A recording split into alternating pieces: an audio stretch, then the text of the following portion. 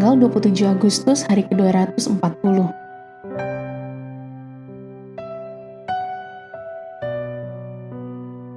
Bacaan Daniel pasal 1-3.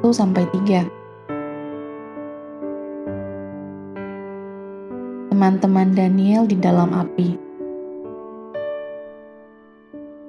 Garis besar, meskipun sementara dibuang akibat penghakiman, orang Yahudi menjadi saksi dari pertunjukan keagungan Tuhan di depan para pemimpin dan kerajaan non-Yahudi.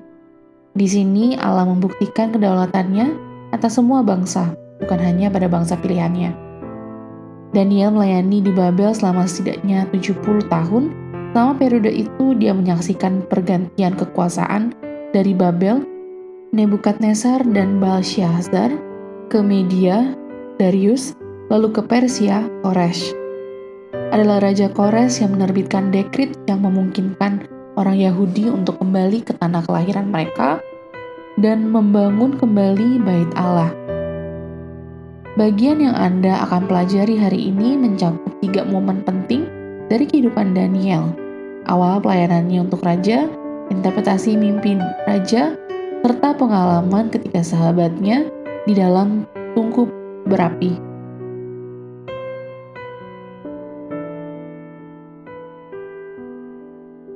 Renungan harian.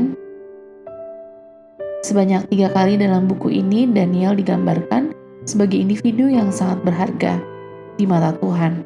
Lihat pasal 9 ayat 23, 10 ayat 11 dan 19. Kehidupannya penuh dengan kisah tindakan benar dan integritas karakter yang menonjol. Saat Anda memulai bacaan, buatlah catatan bertajuk atribut keilahian dalam kehidupan Daniel.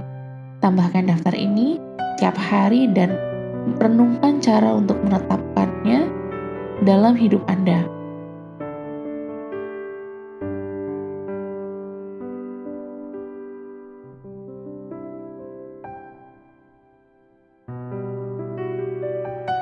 Allah bersinar terang di kegelapan malam dunia.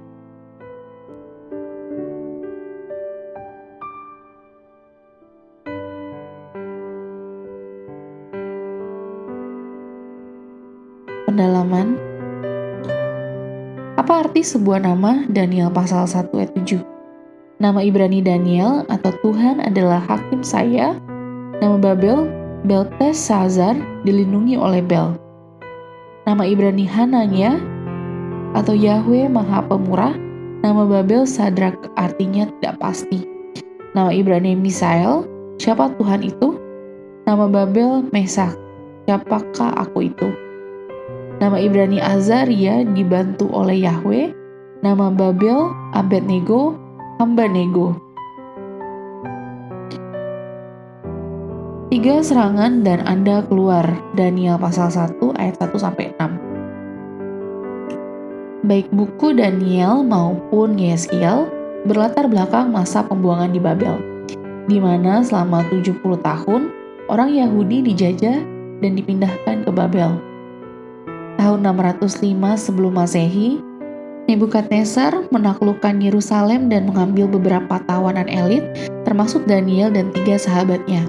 Lihat Daniel pasal 1 ayat 1-6. 8 tahun setelahnya, pada 597 sebelum Masehi, Nebukadnezar kembali dan membawa pulang 10.000 tawanan lainnya, termasuk Raja Yoyakim dan Nabi muda Yeskiel setelah menghentikan pemberontakan.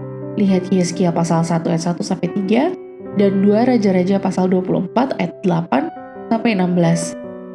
Akhirnya pada 586 sebelum Masehi, Nebukadnezar menghancurkan Yerusalem, menghancurkan Bait Suci dan meredam keberadaan Yahudi. Lihat Yeremia pasal 52 ayat 1-16. Mimpi dan visi Daniel pasal 2 ayat 3. Pasal 2 sepenuhnya berisi tentang mimpi Nebukadnezar dan penjelasan Daniel mengenai mimpi tersebut. Dari 12 pasal dalam buku Daniel, 9 dari antaranya berisi mimpi, penglihatan, atau bentuk pengungkapan ilahi lainnya. Itu adalah alasan mengapa buku Daniel sering dibandingkan dengan buku Wahyu di Perjanjian Baru.